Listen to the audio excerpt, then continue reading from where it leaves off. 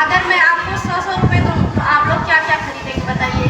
तो उन बच्चों ने कहा, किसी ने कहा मैं ढेर सारी चॉकलेट खरीदूंगा, किसी ने कहा मैं प्यारी सी डॉल खरीदूंगा, किसी ने कहा कि मैं अपने लिए गेंद खरीदूंगा, तो किसी ने कहा मैं क्रिकेट का बैट खरीदूंगा।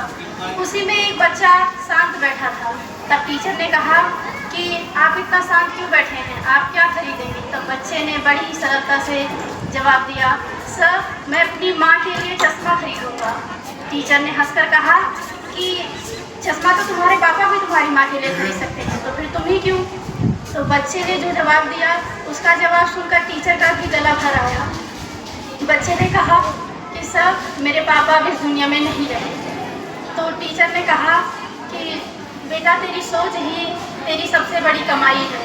बच्चे ने कहा कि सर मैं जैसे स्कूल आता हूँ उसमें मेरी माँ का बहुत बड़ा योगदान है। मेरी माँ लोगों के कपड़े सिल कर मुझे पढ़ा रही है और कम दिखने की वजह से वो कपड़े नहीं सिल पाती है, जिससे उनको कपड़े सिलने में दिक्कत होती है, इसलिए मैं अपनी माँ के लिए चश्मा खरीदना चाहता हूँ। टीचर ने कहा कि बेटा ये 100 रुपये मेरे वादे के अनुसार और ये 100 तुम पढ़ लिख कर इतने महान इतने बड़े बन जाओ कि तुम्हारे सर पर हाथ फेरते हुए मैं धन्य हो जाऊँ।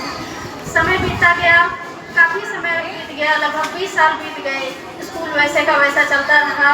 टीचर्स भी जो युवा थे वो वृद्ध हो गए और बच्चे काफ़ी आए और काफ़ी बच्चे चले गए।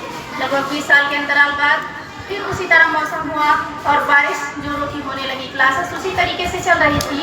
अचानक आदेश आया कि सभी विद्यालयों को वर्षा की वजह से बंद कर दिया जाए सिवाय एक विद्यालय के। उस विद्यालय में जब ये सूचना पहुंची तो वहाँ के जो प्रिंसिपल थे वो भी अचंभित रह गए कि सिर्फ हमारे ही विद्यालय को छोड़कर सारे विद्यालयों को बंद करने का आदेश क्यों आया। सारे टीचर स्टाफ में भी ये सनसनी फैल गई कि हमारा विद्यालय क्यों नहीं बंद हो रहा है। अचानक उस भारी बारिश में उसके स्कूल के गेट पर जिला कलेक्टर की गाड़ी आकर रुकती है और उस गाड़ी से एक नवयुवक उतरता है और वो सीधे प्रिंसिपल के पास जाता है और उनके चरणों में दंडवत प्रणाम करता है और कहता है कि सर मैं आपके वो 100 रुपये लौटाने आया हूँ जिसकी वजह से आज मैं इस पद पर पहुँचा हूँ। टीचर उस बच्चे को उठाकर गले से लगाकर फूट फूट कर रोने लगते हैं और टीचर और स्टूडेंट का मिलन होता है। उसके बाद टीचर ने कहा कि बेटा आज मैं सचमुच धन्य हो गया हूँ ऐसे स्टूडेंट को पाकर जिसने मेरी मनोकामना पूर्ण कर दी। तब उसने कहा कि बच्चे ने कहा सर मैंने अपनों को तो पूरा कर दिया लेकिन मैं 2 लाइन में आपको कुछ बोलना चाहता हूँ। और उसने 2 लाइनें बोली, मातहि पितहि उरिन भयनी के गुरु ऋण जी के।